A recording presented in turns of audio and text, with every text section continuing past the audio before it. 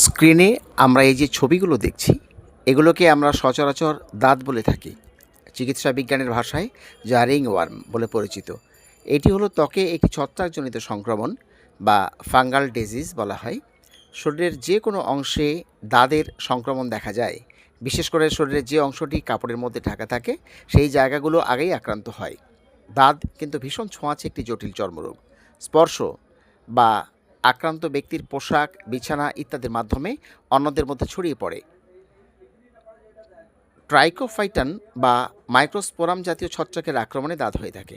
দাঁত খুব কষ্টদায়ক নয় বলে শুরুতে আমরা খুব একটা গুরুত্ব দিই না, বা কখনো কখনো বাজার থেকে বা হকারের কাছ থেকে 30, 40 বা 50 টাকার মলম ব্যবহার করে থাকি। অনেক সময় সাময়িক কাজ হয়ে থাকে, কিন্তু কয়েক সপ্তাহ পরে তা আবার ভয়ঙ্কর রূপে ফিরে আসে। বাজার থেকে এই ধরনের স্টেরয়েড মিশ্রিত ওষুধ ব্যবহার না করাই ভালো। দাঁতের প্রাথমিক চিকিৎসা হিসাবে আমরা কোট্রাইমাজোল, আইট্রাকোনাজোল বা টার্মিনাফাইন জাতীয় অ্যান্টিফাঙ্গাল ট্যাবলেট মলম ব্যবহার করা যায়। 2-3 সপ্তাহের মধ্যে যদি উপশম না হয়, তাহলে অবশ্যই একজন চর্মরোগ বিশেষজ্ঞ ডাক্তারবাবুর চিকিৎসা গ্রহণ করবেন। ভালো থাকবেন, সুস্থ থাকবেন।